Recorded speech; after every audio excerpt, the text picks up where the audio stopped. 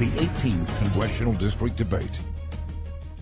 Good evening, I'm Michael Williams, and welcome to the debate for Congressional District 18, covering Martin, St. Lucie, and parts of Palm Beach County, the contest that is being watched nationally as the House is up for grabs between Republicans and Democrats. 23 seats, if the Democrats can win them, would turn control from Republicans to Democrats. I'm joined by the incumbent, Brian Mast, the Republican and Army veteran, and his challenger, Lauren Baer, a Democrat, attorney, foreign policy advisor for the State Department under the Obama administration. This is a debate in which we have a lot to cover, and the candidates, we want to give them substantive time to answer questions. I won't allow any filibustering, but we will allow them to have give and take on the issues of the day above and beyond what you might normally expect. And in this pivotal general election campaign, we think that that is important. Also, they will be able to respond to critiques from one another, although those will be shorter in length. As always, I'll moderate and try and move things along. By the flip of a coin, the first question of this debate goes to you, Congressman Mast. Talk about the toxic algae crisis and talk about what you've done, what you'll continue to do, but do so against the backdrop of the critique from your opponent that you've done too little and done it late in the game. And she notes, among other things, that your scorecard from the League of Conservation Voters is a very low 23. Talk about it. Absolutely. So number one, Michael, you and I sat in this studio over 2 years ago. I laid out to you the exact plan of how I was going to fight our algal issues. I said I was going to go out there and get on the transportation of infrastructure. I did that, and I said I was going to work on one bill specifically, the Water Resources and Development Act. And recently the Senate passed that bill after the House passed that bill, and I had 9 individual bills rolled into that large piece of legislation that I had been working on literally for the last 2 years. One of those provisions being the reservoir south of Lake Okeechobee. Another one of those provisions demanding that the Lake Okeechobee regulation schedule be redone. I wrote a bill saying that we need to work on harmful algal blooms and hypoxia research, getting NOAA and the EPA to go out there and work on those issues and fund cleaning them up. I wrote a bill saying that we have to make human health and human safety the #1 priority when dealing with these issues. And you want to talk about the backdrop of critique about the League of Conservation Voters. I would say this, the League of Conservation Voters, while they score different votes, they did not score one of those items. They didn't score to the Water Resources and Development Act or the reservoir south of Lake Okeechobee or redoing the Lake Okeechobee regulation schedule. One of the things that they did score is asking me to vote to fund green nail salons. That's one of the things that they scored. And I'd make one other critique, and that would be this. You know, my opponent and I have both sat in the studio with you doing different interviews. And when she was in her primary interview with her, she told you very specifically water would not be her #1 priority. It is my #1 priority. And you replied to her, Ms. Baer, as the district is literally embroiled in toxic algal blooms, how can you say that water is not your #1 issue? It's the #1 issue for me, and I'm proud of that. Let me let you answer that critique. First of all, from the congressman, answer both that critique and what you would do differently going forward when it comes to the algae crisis and indeed the red tide crisis that we've been consumed with of late. Ms. Baer. Well, first of all, Michael, thank you for having both of us here, and thank you, Congressman, for joining us this evening. It's without dispute that the algal crisis that we are dealing with is an environmental crisis. It is a public health crisis, and it's an economic crisis for our community. It has to be a top priority of anyone we are electing. But let me also remind you, we're not electing a single issue congressperson this year. We need to elect someone who is competent and capable of addressing the myriad issues that affect our district right now, including our health care crisis as well. But let's talk about the algal crisis for a moment. When Representative Mast was elected to Congress, toxic algae covered 200 square miles of Lake Okeechobee. This year it covered more than 650. We knew what the problem was when he went into office, and yet he waited more than a year to do anything substantive and meaningful. And what he has done at this point doesn't address the underlying problem here, which is that polluters are dumping nutrients into the lake, which are causing these algal blooms. As long as we are only dealing with it as outflows from the lake, as a problem of discharges, not what's going into the lake from Sugar in the south, from the Kissimmee in the north, we're never going to be able to remedy these algal blooms. Now, you might ask, why doesn't he want to deal with the issue of who's dumping into the lake? Well, all you need to look at are the polluters that line his campaign coffers and the fact that he's consistently taken votes not on green nail salons, but to raise the stream protection rule, to allow people to dump into our water, to gut the EPA, to allow a climate change denialist at the head of the EPA, to understand why exactly it is he's got that failing grade from League of Conservation voters. Let me let you answer that critique, sir. Certainly. So I recently put up on my website 30 things that I did working on our waterways prior to Ms. Bear ever even registering to vote in this district. And to go on beyond the myriad of things that I already listed, from the Southern Reservoir, getting that passed through Congress, it's going to the President's desk, redoing the Lake Okeechobee regulation schedule. We've also worked on raising the Tamiami Trail, that road that goes across the Everglades, so that more water can flow south. We've worked on, began before you went to Congress. And we've worked on making sure that the funding is in place for all of that. We've literally put every dollar that was needed to repair the Herbert Hoover Dike. Every dollar needed to repair that dike was put into the Corps of Engineers this year, so that the dike's going to be repaired probably 2 years sooner, probably repaired by 2021. The dollars and the resources to make sure that the Kissimmee River restoration is something that is brought to completion, so that we do address those flows of nutrients coming in along the Kissimmee River. And I have been somebody that has been calling loudly, not just at the Corps of Engineers, but also at various South Florida Water Management District meetings, at Rivers Coalition meetings, saying that we need to label those pollutants that are coming into the waters point source pollutions and make sure that they're stopped immediately. What can you do as a freshman in Congress, should you win this election, that will speed things along more quickly than somebody who's been there? We're talking about a dike that hopefully is finished by 2021-22. The reservoir project with final funding would take at least 10 years to complete. What substantively could you do any differently as it regards dealing with the toxic algae crisis and that flow coming east and indeed west as well, of course? I read Congressman Mast's list of actions in his first year of office, and it seems that he wrote a lot of letters to different people. Well, that's something I could do as a private citizen. That's something environmentalists in our community have been doing for years. That's something business owners who've been affected by these algal blooms have been doing. That's something that people who've been getting sick have been doing. So what you can do as what you can do. What you can do as a congressman is propose legislation on day one. And what would My you propose? critique of Representative Mast's legislation is that it came too late. Those ideas were out there in the first place. What would you propose differently? Hard limits on the amount of nitrogen and phosphorus that can go into the lake. We need to be ensuring that there's greater monitoring and oversight from the EPA, an agency that Representative Mast has been totally comfortable gutting. And we need to be making sure that we are fully funding and implementing the comprehensive Everglades restoration plan. We shouldn't be patting ourselves on the back that we've just approved the EAA reservoir when there are almost 60 more items in that plan to do. We've had that around since the year 2000. It's 20 years later now. Why are we only doing one thing at a time? Answer her critique about gutting the EPA. It's been a central issue, a hot button issue nationally. Answer that critique in charge. And others have critiqued as well and have argued that while you've done a lot, you could have done even more sooner. So I've gone out very specifically and spoke against the administration on different bills, one of the bills being a rescissions package where they were looking to take money out of defending waterways from agricultural runoff, things like that. And I fought to make sure that those things were not included. That's one of the places that I pushed back on that front. There are a number of other places. I am out there fighting on this issue every single day as the number one thing that I work on, that my staff in Washington works on, and my staff in Florida works on. And to that critique about writing letters, that's an important thing. When we talk about redoing the Lake Okeechobee regulation schedule,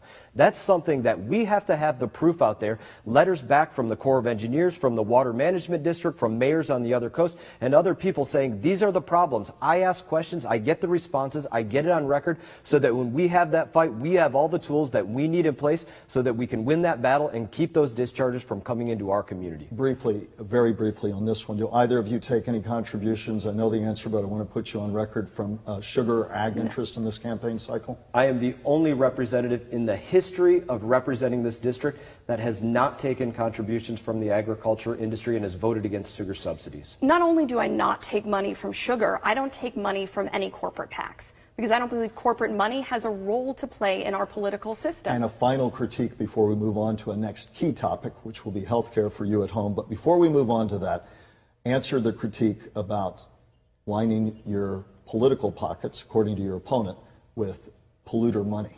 So the fact of the matter is, Both Ms. Baer and myself have had contributions into our campaigns from political action committees. She's had a number of contributions from Nancy Pelosi's Political Action Committee, Debbie Wasserman Schultz's Political Action Committee. All of those political action committees are funded by corporations around the country, which means they are actually funding her campaign as well. And I would give you one other important point on this. I recently watched a video of Ms. Baer in Washington, D.C. at a major D.C. law firm filled with mega D.C. donors where she was telling a joke, and this is why this is a hypocritical point by my opponent. She made the joke that she started her career starting out trying to get money out of politics, and isn't it ironic and hypocritical that there she is in front of all of these mega donors asking for money and everybody laughed? That's why this is a hypocritical point. Response, then we're going to move on. Not hypocritical at all. I did start my career fighting to get money out of politics. And I think it's absolutely despicable the amount of money that candidates have to raise in order to compete in congressional races. That's why I've joined a team of challengers in putting a letter that was published in the Wall Street Journal this past week saying that we'll put at the top of our agenda a reform item as a bill number 1 should we get elected. Because I think that if we're going to restore our faith in government, the people of America and the people of this district need to know that their congressperson is voting in their interests, not for special interests. I have been very, very clear throughout about the importance of campaign finance reform. We're going to wrap on the toxic algae crisis, though certainly both of you would agree we could talk about that crucial issue for many hours. But another key issue, locally, statewide, and nationally, health care. You've made it a centerpiece of your campaign, Ms. Baer. Talk about the Affordable Care Act, how you will try to improve upon it and to expand its reach, and within that, the critique you have had quite loudly of your opponent's record therein. Your time. Let me just be clear to everyone in this district. Healthcare is a right, not a privilege.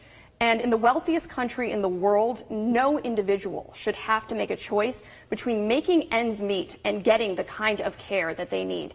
I am out in our community every day talking to people who live in St. Lucie County, for example, where 1 in every 3 adults doesn't have health insurance, or Indiantown, or East Stewart, where people are struggling with rising health care costs and rising prescription drug prices.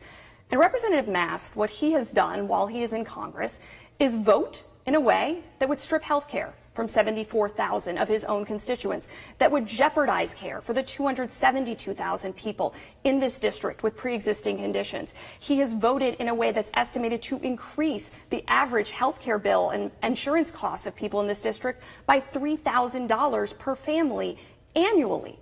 Those votes alone should be disqualifying. Your job as a representative is to represent the people in your district. And if you are taking votes that are actively harming them instead of helping them, that's disqualifying. It just is. You're talking about a study done by the Center for American Progress. We should note it's a liberal-leaning think tank that said more than 74,000 district residents could have lost their health insurance under the American Health Care Act, which was supposed to be the Republican replacement for the Affordable Care Act that you voted to get rid of. It did not happen, but you voted to get rid of it.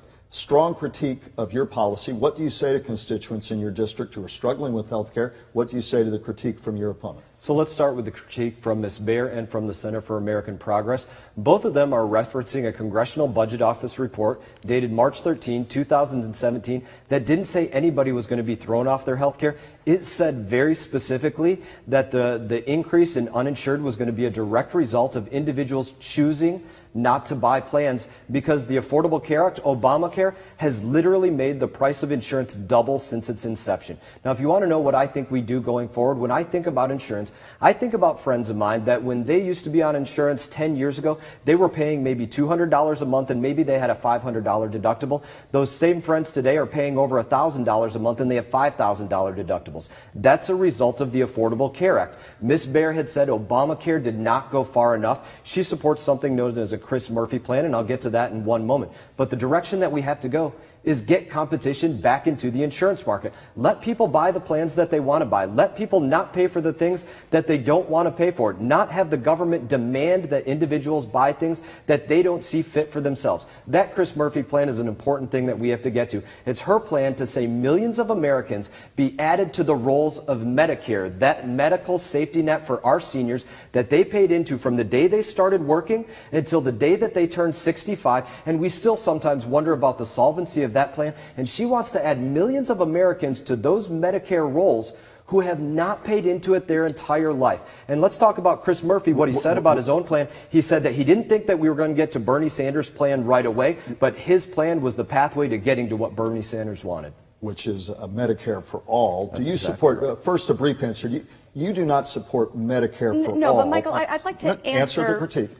Representative Mast what he said first, because when I think about 10 years ago, I think about a time when more than 20 million Americans didn't have health insurance. I think about a time when myself, as a woman who's given birth to a baby, would have had a pre-existing condition because I was pregnant and could have been charged higher rates because of that.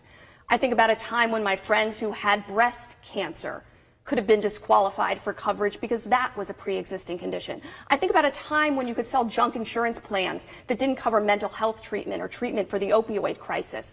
I think about a time when our healthcare system was fundamentally in crisis. And if you listen to what Representative Mast is saying he wants to go back to that time. He wants to go back to that time when fewer Americans were covered, when you constantly lived in fear of whether you were going to get that diagnosis of cancer or diabetes, of whether your kid was going to be born with epilepsy. And he's saying that it's okay, that it's okay.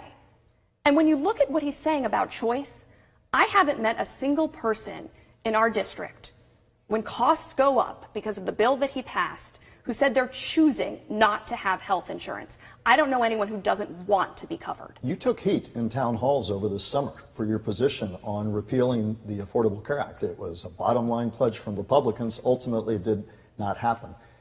Answer to the viewers watching now say, wrong call. So let's take all of those points that Ms. Baird just made. And I would tell you that in Section D, subsection 137, page 91 of the bill that I voted, please. Page 91 of the bill that I voted on, it said very specifically, nothing in this bill shall be construed as to allow insurance issuers to limit coverage based upon pre-existing conditions. It said the same thing about nothing in this bill shall be construed as to allow to rate somebody based upon their gender. You never supported getting rid of pre-existing conditions. Absolutely not. These were very specific provisions that were written in black ink on white paper in these bills. It was important to me that that was written into law. I'm an individual with pre-existing conditions, and to her critique about wanting to go back to another time, I want to go back to the prices of that time where my friends were paying something that was affordable, $200, not $1,000, $500 deductibles, not $5,000 deductibles. That's the place that we need to get back to, and that means giving Americans choice. Ms. Baird, so you're talking about a private marketplace. Certainly we have Medicare there, a government-run program, but you're talking about largely getting back to as much private choice as possible. You've talked about expanding to universal care, but not Medicare for all. Explain what you mean to constituents. Sure, but let's talk about the facts about what happened to pre-existing conditions. The bill that was passed by the Republican-controlled Congress would have allowed states to opt out of what was required by the Affordable Care Act. That including allowing states to opt out of coverage for pre-existing conditions or charge individuals multiple times higher on account of having pre-existing conditions.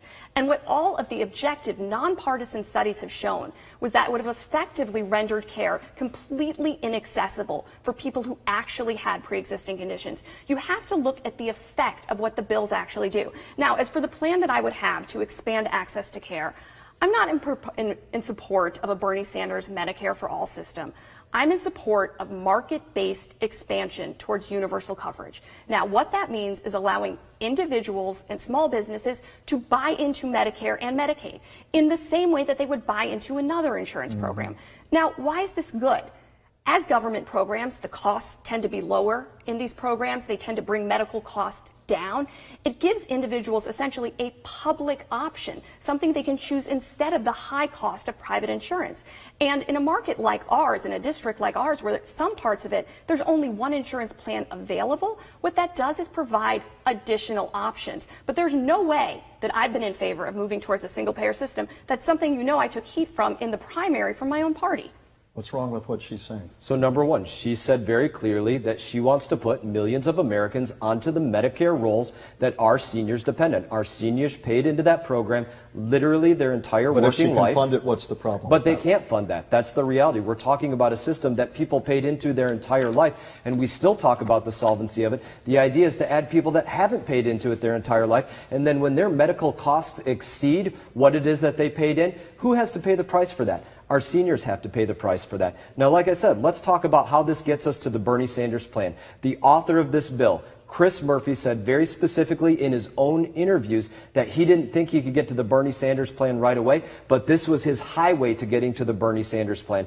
Every original co-sponsor of the Chris Murphy bill was an original co-sponsor of the Bernie Sanders healthcare Medicare for All plan. This is the pathway to getting to Medicare for all. We have to go to break, but I'll give you 20 seconds. He can say whatever he wants about what Chris Murphy said. I'm going to tell you what I'm saying right here, which is that I'm in support of a plan that would allow Chris Murphy, by the way, for those of you at home, individuals and small businesses to buy into Medicare and Medicaid. That's not adding anyone to the rolls. That's allowing individuals to put their dollars towards these programs, buying that insurance. His critique is simply not valid. Algae, healthcare, two of the central issues of this campaign, and we will continue on other topics important to this race that is being watched nationally. All that and more when we come back. Please stay with us.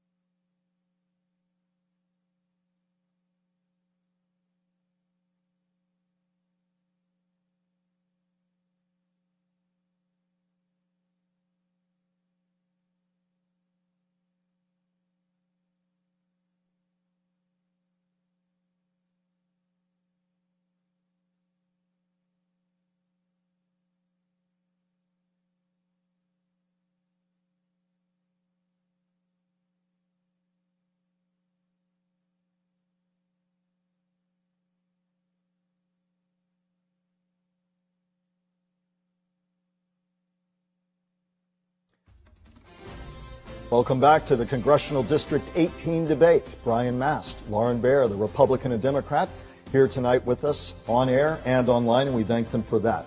Before we move into other topics, your positions are well known, but I do want to briefly ask for any of you who may not be aware, watching, Brightline. You've been strongly opposed. Briefly, why? For both of you. Certainly. There are a number of safety concerns. There are a number of convenience concerns around the community. And I've worked to get proposals in place by the regulators of train safety to say that there shouldn't be more than 60 minutes out of every 120-minute period for those trains to go over our rail bridges. There should be some maritime rush hours. I've worked and actually succeeded in getting some regulation as it relates to those trains coming through our district. Ms. Baer. I've been very clear about this from the start. This train doesn't go through the Treasure Coast unless it's safe and actually benefits our community. I want to talk about some other topics, and I know you've all talked on the campaign trail a great deal about Brightline, but given limited time, I want to move on to other topics that many have argued in the last few weeks become the litmus test for 2018 and perhaps 2020. First, we're talking about Brett Kavanaugh and the polarizing debate nationally that ultimately led to his seat on the U.S. Supreme Court. Already, some have argued in Democratic circles that should they win the House, they need 23 seats, including this one, to do it. They'll put impeachment on the table. And a New York Times reporter said, "Don't kid yourself," recently. He said that also, should Democrats win the House, Donald Trump and impeachment there will be a topic that will immediately be brought to the forefront. First, on Brett Kavanaugh, your take on what happened recently, and would you support a call for impeachment of Brett Kavanaugh, Ms. Baer, should you be elected to the House, and should the Democrats win control of that House? So I look at this issue with my lawyer hat on. And as a lawyer, I know that the reason we have faith in our Supreme Court to adjudicate the most controversial cases in our country is because the court is seen as being above politics. Now, I don't know anyone who could have watched the Kavanaugh hearings take place earlier, a few weeks ago, and believe, after watching that our court is still above politics. And that's problematic, because when we don't have faith in our Supreme Court as being impartial, as being able to fairly judge claims, that starts to erode at our democracy. Now, I also look at this as a woman, frankly, as a woman who, unfortunately, like I think every woman out there, knows people, women in her life, who have been subject to harassment, sexual violence, discrimination in school or in the workplace or in the halls of government. And as a woman, I look at the spectacle that became of that hearing, where credible allegations were brought forth by someone, and it seemed that the Republican-controlled Senate Judiciary Committee was more concerned with rushing to a conclusion and a confirmation than fully getting at the truth. And I understand why so many women are disappointed in the result of that, when disappointment means a lifetime of making decisions about things like women's reproductive health. Now, as for your question on impeachment, again, looking at this as a lawyer, I don't rush to impeachment for anything. I haven't seen facts that would seem to warrant that. Do you rule it out, though? I don't rule anything out until there are investigations. I'm a process person. Would you resist pressure? There's a quote that, this is the quote, a well-known Democratic strategist said the only question, should Democrats regain control of the House, is who calls for impeachment first. Would you be able to resist that call? Well, I never trust well-known strategists of either party who don't give their name. What I will say is that I'm not going to impeach anyone in any circumstance in which there hasn't been an investigation proving grounds for impeachment. And that stands for Brett Kavanaugh, and that stands for Donald Trump. Let me add, Louis Gutierrez, Democrat of Illinois, and Ted Lieu, Democrat of California, have put their names, at least flirting with the idea. Your response to Ms. Baer's comments and to the furor over the Brett Kavanaugh nomination and ultimately his seating on the United States Supreme Court. So first, what Ms. Baer said about the court's supposed to be above politics. When we have a confirmation process where those that are going out there looking to confirm somebody going to the Supreme Court are playing politics right from the very beginning, that's not hyperbole. Chuck Schumer saying within 30 minutes of these names being announced that he will oppose the nominee with everything that he has without even vetting the individual, knowing anything about it, reading FBI reports that had come out on this individual from other proceedings as Brett Kavanaugh was with different administrations. Having never looked at that, it already became political. Now, she spoke about looking at this through or rather having a hat of a lawyer on. I look at this wearing my hat as a father. And I can tell you that I have a little girl. And if my little girl ever made any accusation, I would want that accusation to be taken 100% seriously. I wouldn't want somebody to play politics with it. I would want it to go to law enforcement. I would want it to be dealt with the correct way that these things are dealt with. And I have 2 little boys, and I have a little boy on the way.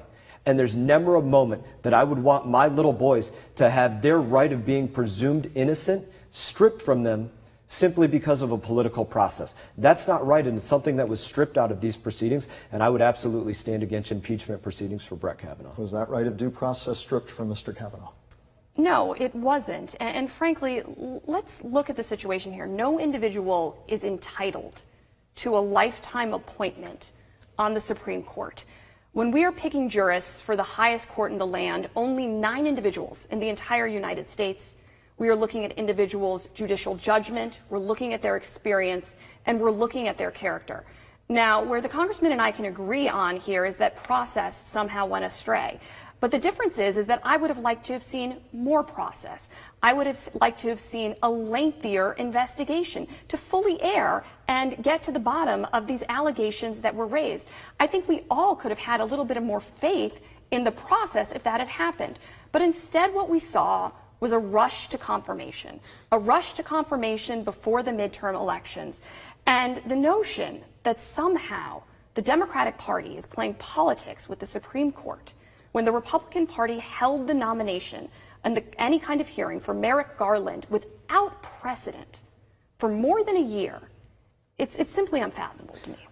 President Trump, this is what the White House correspondent for the New York Times said just recently. While Democrats are largely ducking the topic on the campaign trail, few in Washington doubt impeachment will be on the table if they win the House November 6th. They need 23 seats to do so, as we've said to you at home, including this one, should you go on to win that seat, Ms. Baer. If that happens, the correspondent says, anyone who thought the battle over Justice Kavanaugh's confirmation was ugly and divisive should buckle up.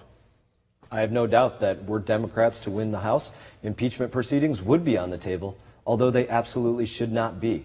The fact of the matter is the president has done an outstanding job leading this country, bringing us to economic prominence, making sure that our foreign policy around the world is something that is sound and strong. When you talk about the work that's done in moving the embassy in Israel from Tel Aviv to Jerusalem, tearing up the terrible Iran deal that gave $150 billion to the largest state sponsor of terror, allowing Russia, one of our biggest aggressors, to purchase 90% of the fissile material from Russia, bringing North and South Korea together, having the remains of our fighters who are missing in action from the Korean War return to the United States of America, working towards fair trade policies across the world. An incredible job has been done. You have not mentioned potential Russian collusion in the campaign and the still unfinished Mueller probe.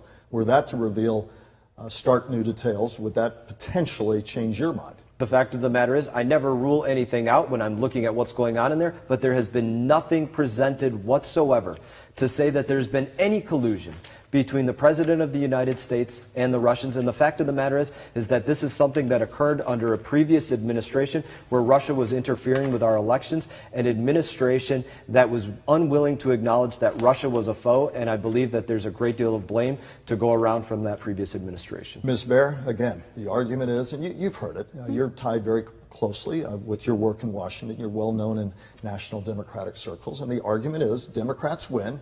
Watch out, here comes impeachment proceedings. Your take on that, and you're shaking your head. Michael, I've been on record on this many times. I've been on record on this on your show before, being very clear that I don't think anyone should raise the question of impeachment until Robert Mueller's investigation is brought to its full conclusion. Now, what I would note here is that investigation is looking not only at collusion, but it's looking at Russian meddling in the United States electoral process, something that all 17 of our U.S. intelligence agencies agree upon, something that this president has consistently discredited. And Congressman Mast has never been willing to speak out and defend the Mueller investigation, say it needs to be brought to its conclusion, say that the American people deserve to know the truth in order to have faith in our democracy. We have elections coming up, and hanging over the shadow of those elections is the knowledge that a foreign adversary interfered in our presidential elections, and that our current president is cozying up to the president of that country, a known dictator. And Representative Mast is silent on that. I think when we're asking ourselves about what's going to restore faith in our system, in our democracy, we have to ask ourselves, do we want individuals representing us in Congress who are going to be silent when the very core of our democracy is being eroded? Brief response. Certainly. So let's look at that investigation and the way investigations are supposed to occur.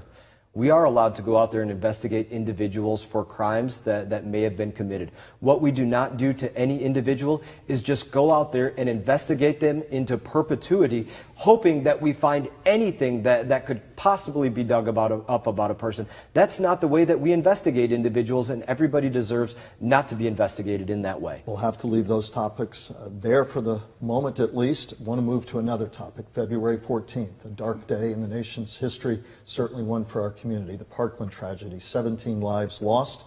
You went into to the New York Times with an op-ed supporting a ban on semi-automatic assault-style weapons. Talk about your view on guns and compare and contrast, as Ms. Baer will, your view versus hers. But first, where you stood, where you stand now, especially with those who call not only for that ban, but for more robust measures as well. So I didn't just write that piece on assault weapons.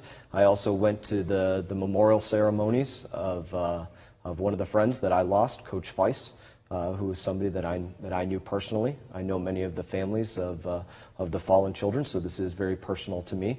I've spoke about many of the things that I want to see come as a result of this in terms of legislation. But I didn't just talk about it.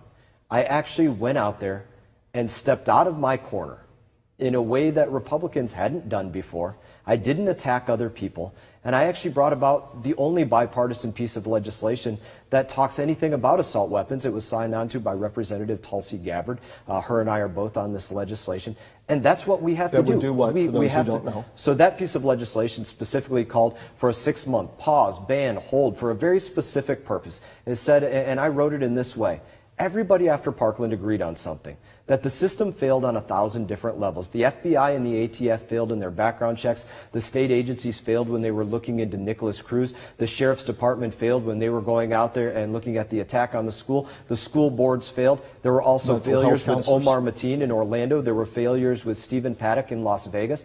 And so my point in getting out there on this was saying, if everybody agrees that the system failed on 1,000 different levels, then how do we not pause, come together, address this issue within the confines of the Second Amendment, and say what can happen, what needs to happen? Look at people with mental illness, look at drug testing, look at background checks on all sales, look at all of these things, but come back to the American people with what needs to happen.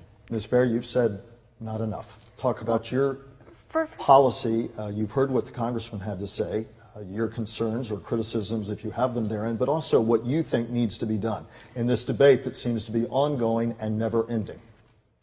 First of all, this is something that touched me very deeply, as it did everyone in our district. I lived in Parkland for a year as a child, spent a year of elementary school just down the road from Marjorie Stoneman Douglas High School. I used to go to debate tournaments there.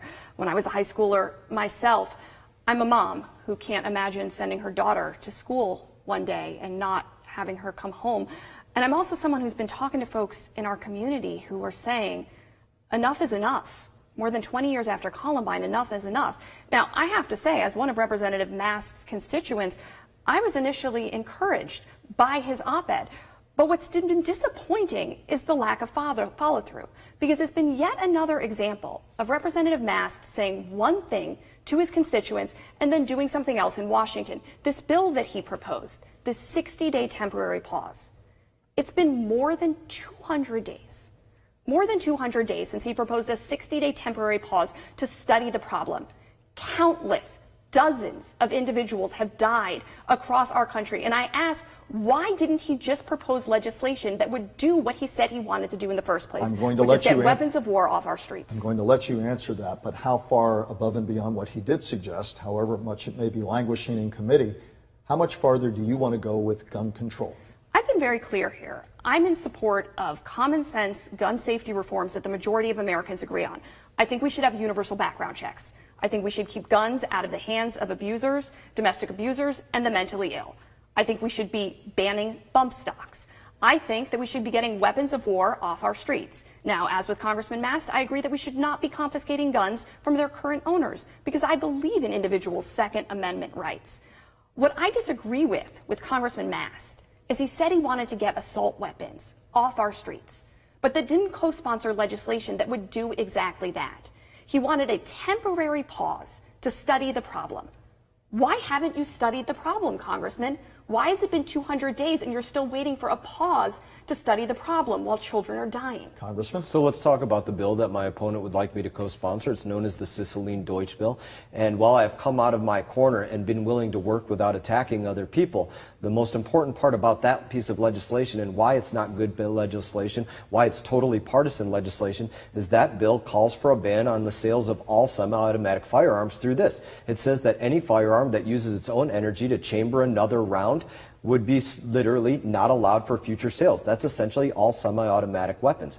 I'm somebody that conceals and carries a firearm almost all of the time. I carry a Glock 9mm. This is something that would no longer be allowed for purchase. People need to be able to go out there and defend themselves. They were guaranteed that right by the Second Amendment. It doesn't guarantee any and all arms, but it guarantees that people, regardless of whether they're part of a militia or not, can still go out there and defend themselves from tyranny or defend their home or defend their family. And this is something that is deeply personal to me as well. There's a local member of the Martin Democrat Party who met my wife, met my children at other events, made it a point to actually meet my family, and then called into my office and said that he was going to kill my children. Being able to defend ourselves is something that's vitally important, deeply important to so many of us, me included, and I'm committed to making sure that that right still exists within the correct parameters. And that bill that she's referencing is not the correct parameters. We will have to take a break, but we will come back with a final segment on other topics with Lauren Baer, the Democrat, Ryan Mass, the incumbent, Congressional District 18. Back in just a moment.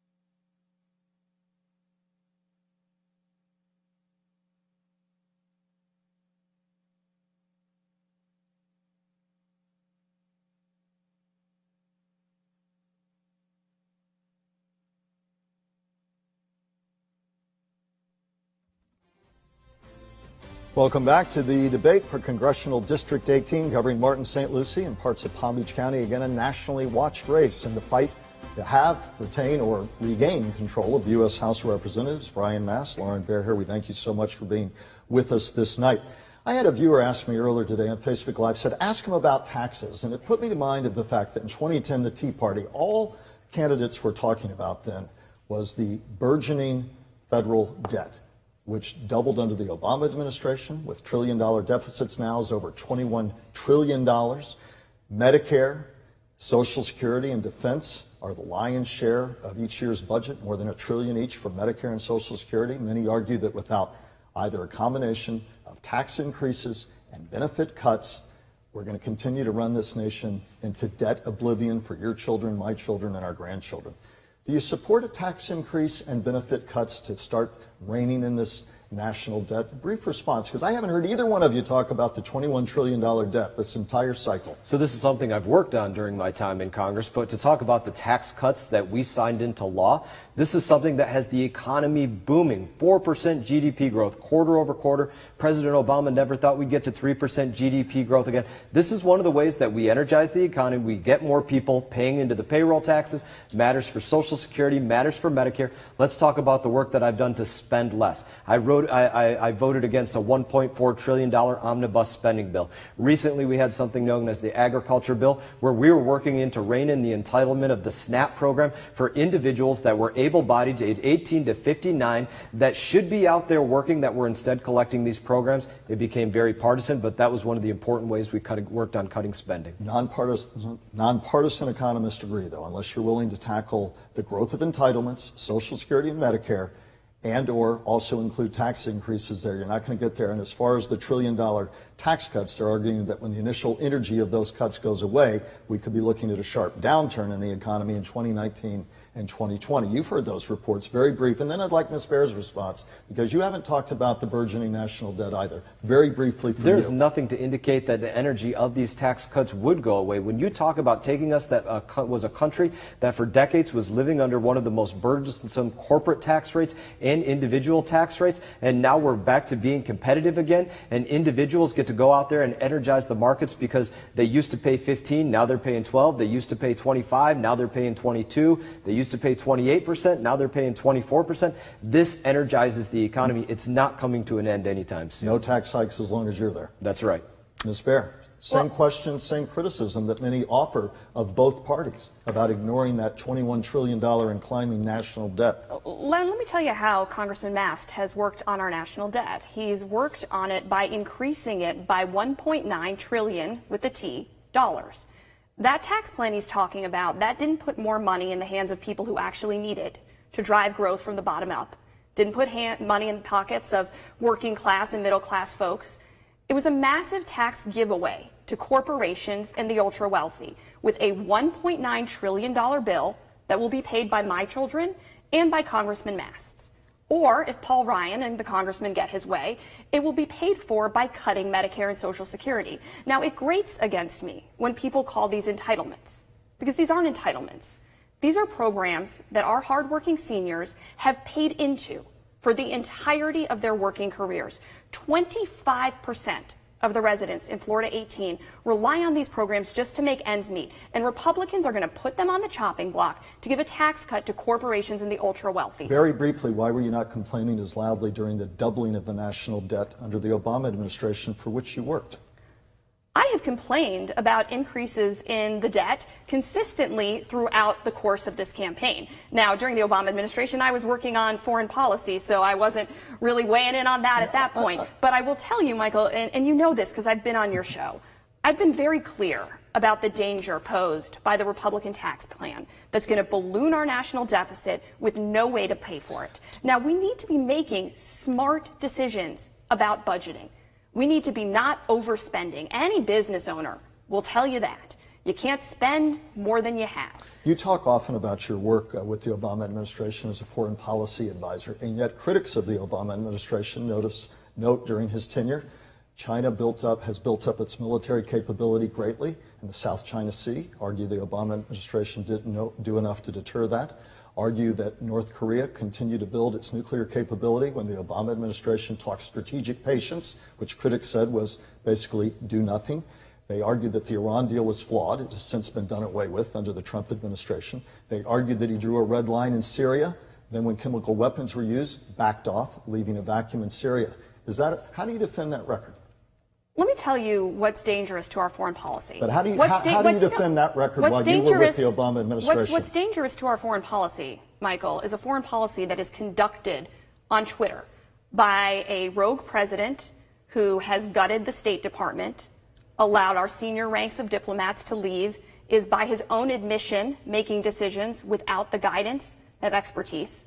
Now, I worked in the administration, but I was also very clear, I didn't agree with everything that was done. And part of my job within that administration was to advise two different secretaries of state and the U.S. ambassador to the United Nations when I thought our policy was going off in the wrong direction, when we needed to course correct, when we needed to either seize opportunities or mitigate risks. But I don't think there is any way that you can look at the foreign policy of this administration under Donald Trump, who is cozying up to dictators and picking fights with our allies, and argue that somehow that is making us safer and more prosperous than we were before. And Congressman Mass, very briefly to that critique, what do you say to the ongoing critique that he is cozying up to people like Vladimir Putin, and at the same time, at times seeming to make enemies of friends, including a longstanding NATO alliance partners and the like? What would you say to the president about that? I think the president has done an outstanding job with foreign policy, and those results speak for themselves. I spoke already about the Iran deal and our enhanced relationship with Israel, but I would speak about why I believe that Ms. Baer is not critiquing the previous administration. She wrote very specifically her thoughts in the days immediately following 9/11.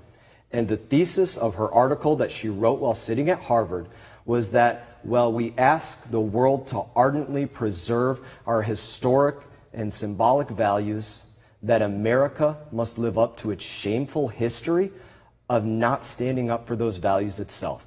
Respond to that. She's protecting the previous administration because she's called our country hypocritical. She said that we have a shameful history, and she said that immediately after 9/11, we shouldn't emerge more strong and more proud. Please, Ms. Baer, respond to that direct criticism. I'm glad to have the opportunity to address head-on Representative Mass' disgraceful misconstrual of what I said. First of all, I want to say that 9/11 had a profound impact on my life. It happened my senior year of college. It's the reason that I went into foreign policy and spent the bulk of my career working to defend American values abroad, because I knew that our country was safer, more prosperous, more secure when other countries around the world are more like us, when they're democratic, when they celebrate human rights. Now, I wrote an op-ed after 9/11, and in that op-ed, I said that I was humbled.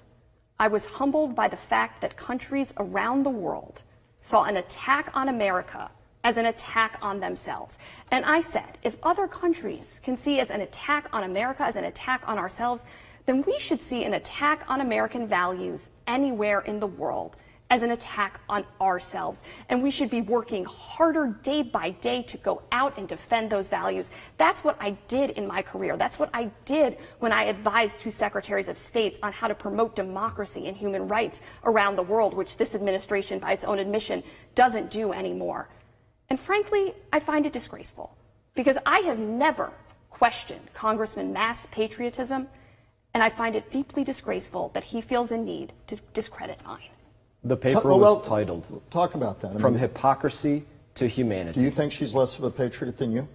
I think that if I would have said that we have a shameful history and that we should not be more proud and more strong, literally in the days after 9/11, then somebody should say that I am less patriotic. I would encourage you, Ms. Baer, to go to one of the honor flight ceremonies where our World War II veterans, our Korean War veterans, our Vietnam veterans are coming home, and tell them that they haven't stood up for American values. I would encourage you to go out there and speak to people in our community. Friends of mine that served in Somalia, that went out there and lost Army Rangers and Delta operators and Black Hawk pilots, and tell them that they didn't stand up for American values, because that's what you wrote in your op-ed. You said we were hypocritical and we weren't standing up for our values. I need to give you 30 seconds to respond, and then I want to move to closing, so I don't mean to interrupt, and I think we've worked hard not to, but we're running out of time, unfortunately. Brief response, then closes. I would invite anyone who wants to read the op-ed I wrote in full. But I'd also like to talk about the many veterans that I do speak to on the campaign trail. Veterans of World War II, individuals who live in places like Century Village and in Stewart, who tell me, I didn't go out and fight for American values, to watch a president who's unwilling to stand up for them and a Congress who's unwilling to put that president in check when he's cozying up to dictators, when we fought for our democracy.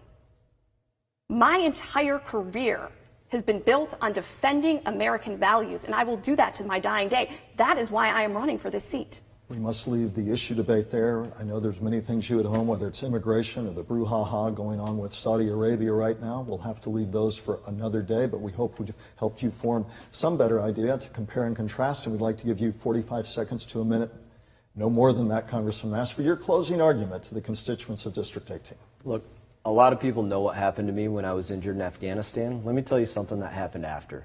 I woke up in a hospital bed. I had tubes down my throat, tubes down my nose. My hand was sewn to myself. I had vacuums on all the end of my limbs. And I went from being somebody that could literally do nothing.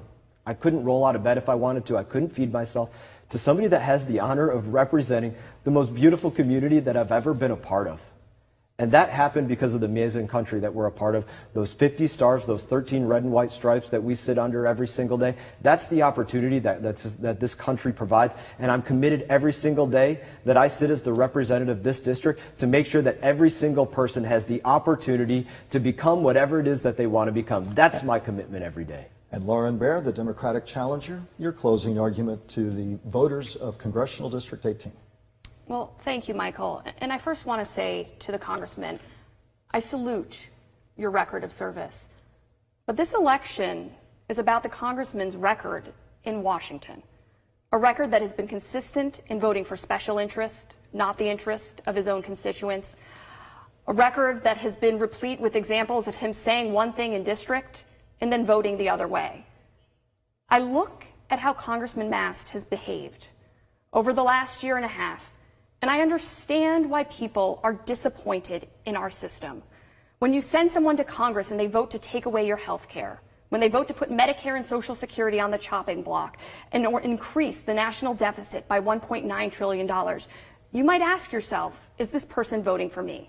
I think we can and should expect more out of Congress, and I hope to earn your trust and your vote. Lauren Baer, Democratic challenger in Congressional District 18, and the incumbent Brian Mast, we thank you both for taking time to illuminate your views before the voters of the district covering Martin, St. Lucie, and parts of Palm Beach County. Again, a nationally watched race in the fight for control of the U.S. House of Representatives. And as always, thanking you for watching tonight as you prepare to make your vote in the critical midterm elections. I'm Michael Williams. On behalf of all of us at WPTV News Channel 5, I wish you a good evening.